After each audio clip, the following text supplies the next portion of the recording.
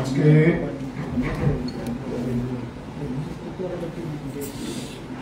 আমরা কয়েকটি বিষয় জনগণের অবগতির জন্য আপনাদের মাধ্যমে প্রকাশ্যে আছি, কারণ আপনারা গত কয়েকদিনে দেখছেন একটি রাজনৈতিক দল আমাদের জনসমাবেশের পর তারা একটি সমাবেশ করেছে এবং সেই সমাবেশ থেকে তারা যেভাবে ভারতীয় জনতা পার্টি পরিচালিত সরকারকে কালিমা লিপ্ত করার চেষ্টা করেছেন এবং যে সমস্ত অসত্য তথ্য পরিবেশন করেছেন, তাতে আমাদের তরফ থেকে, আমাদের পার্টির তরফ থেকে কিছু বক্তব্য রাখা বিশেষ প্রয়োজনীয় হয়ে পড়েছে। যদিও মানুষ তাদের এই সমস্ত বক্তব্যকে গ্রহণ করে না এবং যারা এই 88 থেকে 93 পর্যন্ত যে জোট সরকার ছিল, নতুন প্রজন্মের যারা হয়তো ভুলে গেছেন, কিন্তু ওই সময়কালে যারা দেখেছেন, সময়কালকে যারা মানে ভুগেছেন, যারা ভুক্তভোগী, তারা নিশ্চয়ই বিষয়গুলো ভুলে যাননি। ফলে আমরা আবার নতুন করে সেই সমস্ত বিষয়গুলি মনে করিয়ে দিতে চাইছি। আমাদের বিরুদ্ধে যে সমস্ত অভিযোগগুলি আনা হয়েছে তার তো বাস্তবে কোনো ভিত্তি নেই, কিন্তু যারা বলছেন এই কথাগুলি তাদের হাল হাকিকত কি, তারা কি অবস্থায় ছিলেন, তাদের সরকার যখন ছিল তখন তারা কি অবস্থায় ছিল, কি ধরনের কার্যকলাপে লিপ্ত ছিলেন, সেগুলি আবার একটু আমরা মনে করিয়ে দিতে চাইছি।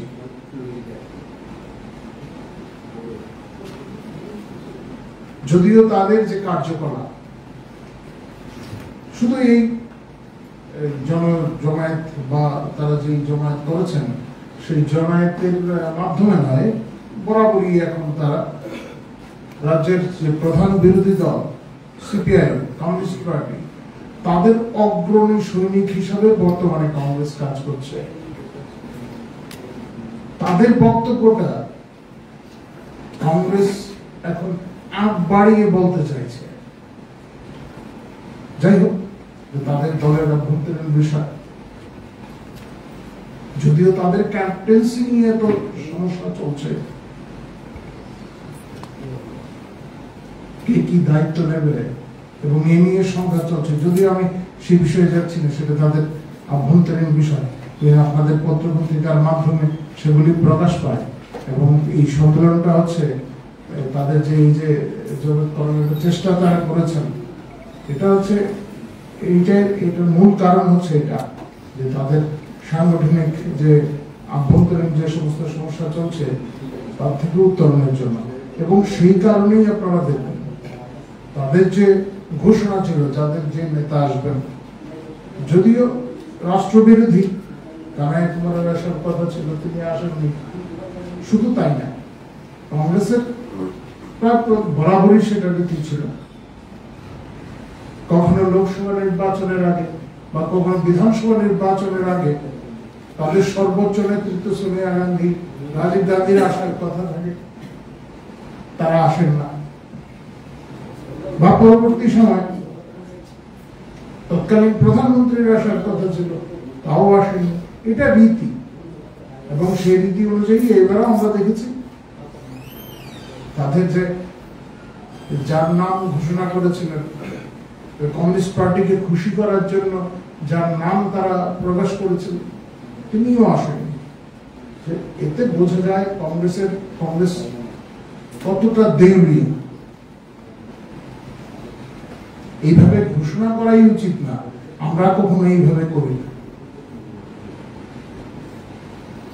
যাই হোক, তাদের বক্তব্যের আগে সিপিআইএম এর তরফ থেকে বলা হয়েছিল আমরা নাকি কমিশন নিয়ে কাজ করি এবং তারা এই যে সিপিআইএম এর বক্তব্য, সেই বক্তব্যটাকে সুদৃঢ় করার চেষ্টা তারা করেছেন, যদিও ভ্রান্ত। আমরা আগে বিরোধী দলের নেতা যখন বক্তব্য রেখেছেন তারপরেই আমরা এই বক্তব্য রেখেছি, আমরা কোথাও সুনির্দিষ্ট এই ধরনের প্রমাণ দিতে পারবেন না। স্বচ্ছভাবে সমস্ত কিছু কাজ হচ্ছে। উন্নয়ন প্রকল্পগুলির যে সমস্ত কাজগুলি এখনো হয় সেগুলি নিয়ে কোনো প্রশ্ন চিহ্ন হতে পারে, কোথাও এই ধরনের অভিযোগ নেই। আমরা চ্যালেঞ্জ করে বলছি, কোথাও এই ধরনের অভিযোগ থাকলে সুনির্দিষ্ট তথ্য প্রমাণ নিয়ে আপনারা বিষয়টি জনসমক্ষে তুলে ধরুন। আইন আছে, আইনের পথে গিয়ে যান আপনারা। শুধু মানুষকে বিভ্রান্ত করার চেষ্টা আপনারা এই কথাগুলি বলছেন। শতাংশেরও বিভিন্ন কম্পিটিশন আমাদের বিরুদ্ধে, কারা কত শতাংশের কথা বলবেন।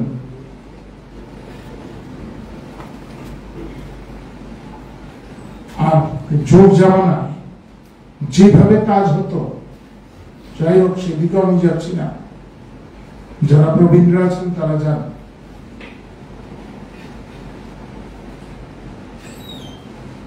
আমাদের সরকার আসার পর চাকরি যেভাবে দেওয়া আছে, আমি পুরো 7 বছরের আমি হিসাব দিচ্ছি না, তবুও এই সময়কালের মধ্যে সুনির্দিষ্টভাবে যে সমস্ত সরকারি চাকরিগুলি হয়েছে 17,645 জনের চাকরি হয়েছে, এবং এ নিয়ে কোনো চ্যালেঞ্জ হয়নি কোথাও। যারা চাকরি পেয়েছেন তারা তাদের চাকরি হারানোর কোনো সম্ভাবনা নেই। ইতিপূর্বের যে সরকারগুলি ছিল,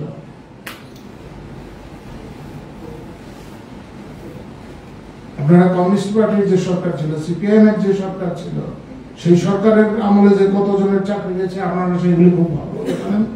বিভিন্ন সময় আপনারা এগুলি প্রকাশও করেছেন, ত্রিপুরার মানুষ জানে।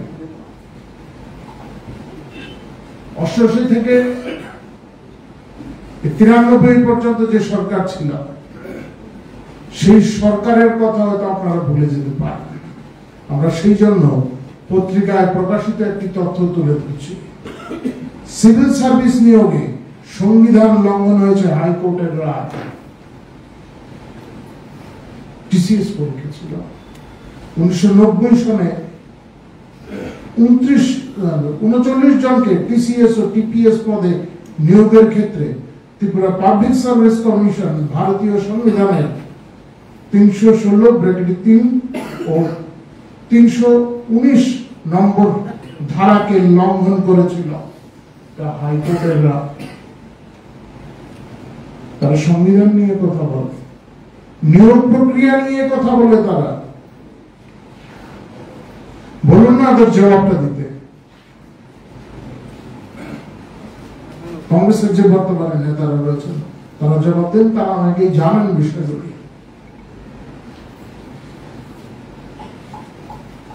কিভাবে চাকরি হতো, অফার কিভাবে বিলি হতো,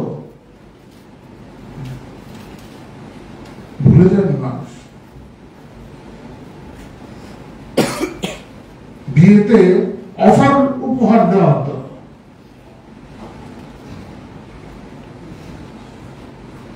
নেতা মন্ত্রীদের পকেটে অফার থাকতো। কি জাতের সরকার ছিল?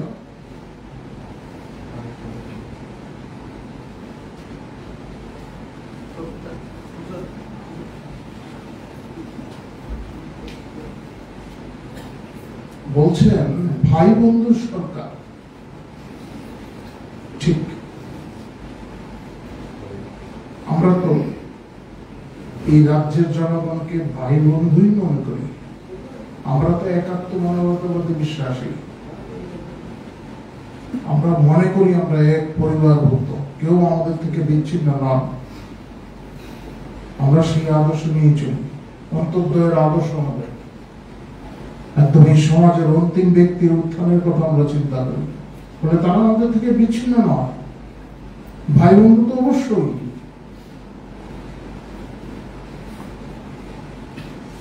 স্লোগান দেওয়া হতো আজকে যারা মিত্র শক্তি তাদের, তারা স্লোগান দিতেন বাপুদের সরকার, আজকে মিত্র শক্তি, কিন্তু বাপুদের সরকার এই ছিল স্লোগান, ভুলে যাননি। আর যিনি কথাগুলি বলছিলেন তখন আগরতলা পুরো নিগম হয়নি, পুরো পরিষদ ছিল, চেয়ারপারসন ছিলেন, নামটা আমি নাইলো বললাম। চেয়ারপারসনের সঙ্গে সিপিএম এর গোপন অভিশাপ তখন থেকেই ছিল। দা পিস্তল নিয়ে মামা ভাগ্নের পুরো পরিষদে পরম আত্মীয়দের তাণ্ডব কাগজে প্রকাশিত হয়েছিল। আমরা ভাই বন্ধু সরকার স্বীকার করি, তো আমরা জবাব দিন না এই ভাই বন্ধু সরকার, বাপুদের সরকার, ভাই বন্ধু, মামা ভাগ্নের এই সমস্ত বিষয়ে খোলাসা করুন। মানুষ ভুলে যায়নি তো, বর্তমান প্রজন্মের যারা যারা ওই জোর জামানো দেখেননি তারা হয়তো বলতে পারবেন না, কিন্তু প্রমাণ তো রয়ে গেছে। আমি সংবাদ মাধ্যমের দেওয়া বিভিন্ন তথ্যগুলি তুলে ধরছি আপনাদের কাছে। পুরো পরিষদে কি হচ্ছিল সেই সময়, কিভাবে কাজ বন্টন হতো,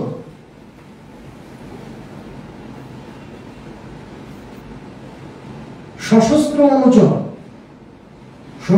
অনুচরদের নিয়ে তারা চলত, এবং তখন থেকেই সিপিএম এর সঙ্গে লেনদেন, বাটোয়ারা এগুলি চলছিল। প্রকাশ্যে আনেননি।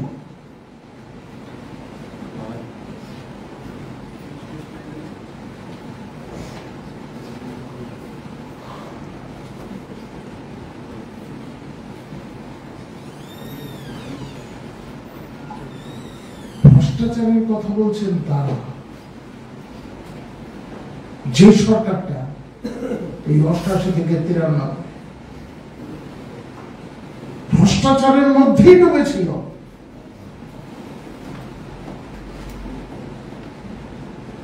যে কারণে প্রত্যাবর্তন আর সম্ভব হয়নি, এবং তাদের ঘটনাক্রমকে পুঁজি করে সিপিআইএম এতকাল প্রচার করে গেছে, এবং 25টা বছর টানা 25টা বছর তাদের এই 5 বছরের কর্মকাণ্ডকে তুলে ধরে নির্বাচনে প্রচার অভিযান চালিয়েছে এবং সাফল্য পেয়েছে। মানুষ এতটা বিরক্ত হয়ে গেছিল তাদের উপর,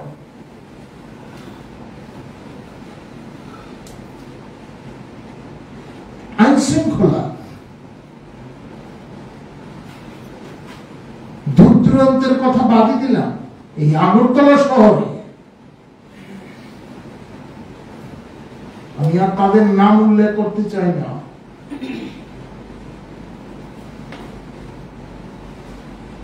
কিভাবে নারীদের অসম্মান করা হয়েছে, অপহরণ,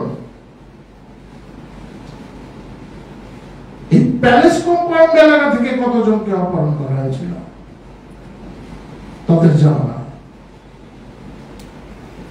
এই রাজ্যের মানুষ ভুলে যাবে না সবিতা হত্যার বিষয়টি, ভুলে যাবে না কারা কারা যুক্ত ছিল।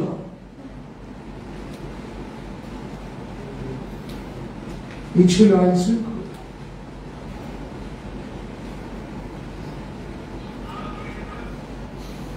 শুধুমাত্র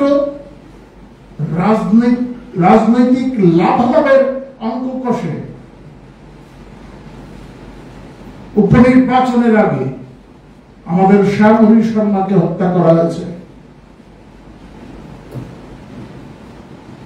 এগুলো কি ত্রিপুরা মানুষ ভুলে যাবে? এদের সমর্থনে এসে মানুষ দাঁড়াবে?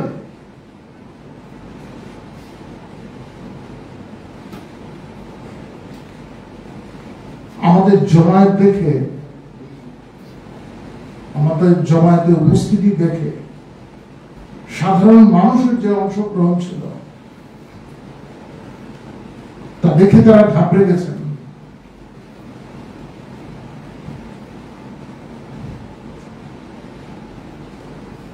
বলছেন আমরা কি ভুল বুঝিয়ে মানুষকে এনেছি?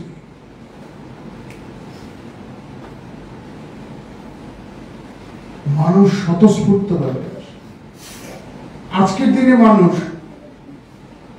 মানুষকে বোকা বানানোর সুযোগটা খুবই কম।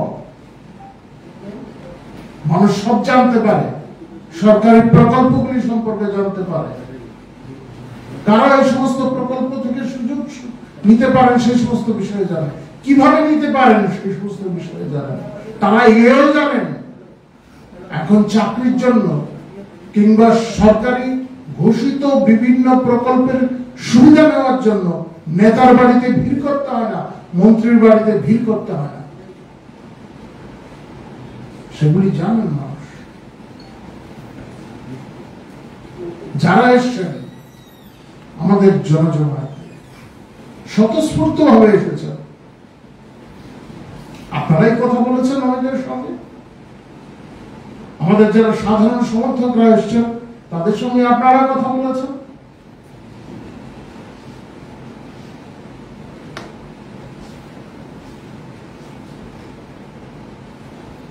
ত্রিপুরার মানুষ দেখেছে, পূর্ব অভিজ্ঞতার সঙ্গে তাদের বিচার বিবেচনা করেছেন বর্তমানের যে অবস্থা, যে ব্যাপক গুণগত পরিবর্তন এসছে। রেলের নামে শুধু আন্দোলন হয়েছে, এই সময়কালের মধ্যে কেন্দ্রে ভারতীয় জনতা পার্টি সরকার আসার পর থেকে কিভাবে ব্যাপক পরিবর্তন এসছে প্রত্যেকটি ক্ষেত্রে, পরিকাঠামো উন্নয়ন থেকে শুরু করে বিভিন্ন ক্ষেত্রে।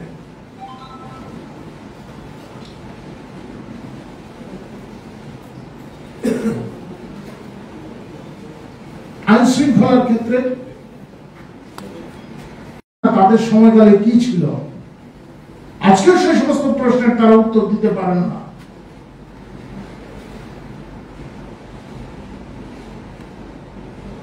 ধৈর্য ধরে শোনার ক্ষমতাটাও নেই। আমরা আমাদের সরকার ঘোষণা করেছে বোর্ডের পরীক্ষায় 10+2 মানে মেয়েকে ছাত্রী তাদেরকে স্কুটি দেওয়া হবে। উচ্চ মাধ্যমিক পাশ করার পর যারা উচ্চশিক্ষার জন্য যাবে, কলেজে যাবে, তাদের সহায়তার জন্য তারা বলছেন মাধ্যমিক।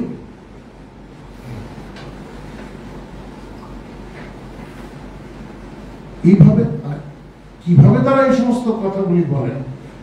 খতিয়ে তো দেখতে পারতেন, গভর্নমেন্টের যে অর্ডারটা আছে সেই অর্ডারটা খতিয়ে দেখতে পারতেন যে সেখানে কি লেখা আছে, সরকারি যে কাগজটা বেরিয়েছে তাতে কি লেখা আছে সেটাও দেখতে পারতেন। সেই সময়টুকু এতটা অস্থির,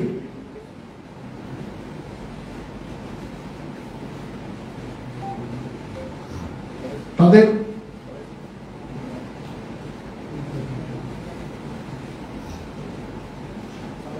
আমি আর কয়েকটা বিষয় আপনাদের সামনে উল্লেখ করতে চাই।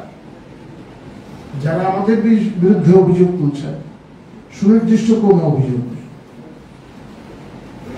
আমিও আপনাদের সামনে তাদের সময়কালের পত্রিকাগুলি তুলে আমি এই অভিযোগগুলি করছি। 93 নির্বাচনের ঠিক আগে দৈনিক সংবাদ পত্রিকায় এই কার্টুনটা বেরিয়েছিল। 5 বছরের কর্মকৃতিত্ব, পঞ্চায়েত রাজ খতম, গণতন্ত্র, তারা গণতন্ত্রের কথা বলেন। পুরসভার অপঘাতে মৃত্যু, পঞ্চায়েত ভেঙে দেওয়া হয়েছিল, পুর পরিষদ ভেঙে দিয়েছে সরকার, নির্বাচনই করেনি তারা। খাদ্যের কালোবাজারি, ছাত্রদের পাঠ্যপুস্তক কেলেঙ্কারি, পুলিশ ছাত্র আন্দোলন হয়েছিল, প্রকৃত ছাত্র প্রাণ হারিয়েছে উদয়পুরে।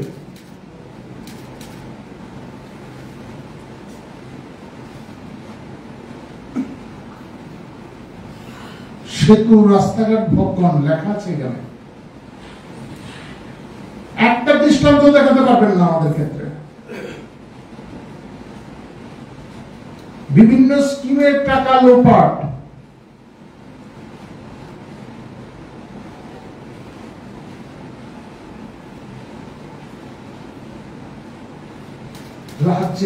রাজ্য সরকারের অর্থে নেতা মন্ত্রীদের প্রমোদ ভ্রমণ। আমাদের প্রথমে দৃষ্টান্ত আছে পাইপ ও সিমেন্ট কেলেঙ্কারি, স্বজন পোষণ, আত্মীয় তোষণ। বললাম না কিভাবে অফার বিলি হতো, খোঁজ নিয়ে দেখবেন, আপনারা খোঁজ নিয়ে দেখবেন। আপনারা ইচ্ছা করলে ওই হিউম্যানিটেরিয়ান স্টোরিও করতে পারেন এই সমস্ত বিষয় নিয়ে, তখন কিভাবে। আর স্বাস্থ্য সংক্রান্ত ক্ষেত্রে তো সে তো আপনারা নিজেরাও দেখেছেন বাম আমল পর্যন্ত কিভাবে আন্ত্রিকার ম্যালেরিয়ার মৃত্যু হতো। আজকের দিনে প্রশ্নই ওঠে না এই সমস্ত বিষয়। কর্ণহারে এই গন্ডাছড়া, আপনার এখানে অনেক অনেক সাংবাদিকেরা আছেন যারা যাদের নিশ্চয়ই মনে আছে বাম জামাতে কিভাবে আন্ত্রিকার ম্যালেরিয়া মহামারী রাখা। আজকের দিনে এই সমস্ত বিষয়, এই ধরনের ঘটনা কোথাও ঘটেনি। অনাহারের মৃত্যু, এই সমস্ত বিষয় ঘটনা ছিল। পুলিশ আন্দোলনের কথা নিশ্চয়ই কেউ ভুলে যাবে। গণতন্ত্রের কথা বলছেন, আইন আদালতের কথা বলেন, তাদের জামানায় উকিল পেটাই করানো হয়েছে, রাস্তায় নামতে বাধ্য হয়েছিলেন আইনজীবীরা।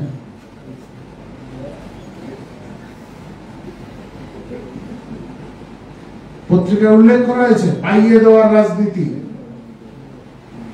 রফা হতো প্রকাশ্যে, চৌমাথায় দাঁড়িয়ে রফা হতো। শুধু বাম জামানায় ওষুধের কেলেঙ্কারি হয়েছে এরকমটা, তাদের জামানাতে হয়েছে। পত্রপত্রিকা আছে খাদ্য আর ওষুধের কেলেঙ্কারি। বেআইনি চাকরির কথা তো বললামই আপনাদের। পরিবহন ধর্মঘট, যারা আমাদের কর্মচারী বা শ্রমিক নেতারা আছে জিজ্ঞাসা করে দেখবেন সেকালে পরিবহন ধর্মঘটটা কেমন হয়েছিল।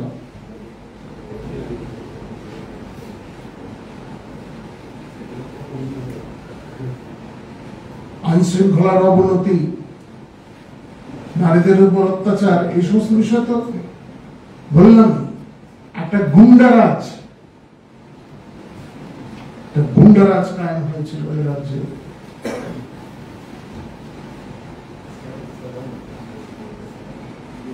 এই যে গণতন্ত্রের কথা বলেন, একটা সুশৃঙ্খল রাজনৈতিক দলে প্রার্থীর যে চিহ্ন, প্রতীক চিহ্ন, তা নিয়েও কেলেঙ্কারি হতে পারে, ভাবা যায় আজকের দিনে। সে জামানায় হয়েছে, প্রার্থী পদ নিয়ে কেলেঙ্কারি হয়েছে। যে দলের প্রার্থী, সেই দলের যে প্রতীক চিহ্ন, সেটা নিয়ে গেছে আরেকজন। এই ধরনের উচ্ছৃঙ্খলতা ছিল, যার ফলশ্রুতিতে মানুষ তাদের বর্জন করেছে। আর বর্জন এইভাবে করেছে যে পরবর্তী সময় তারা আর কখনো সরকারে আসতে পারেনি। লটারি কেলেঙ্কারি সে শুধু বঙ্গালয় না, সেই সময় হয়েছে।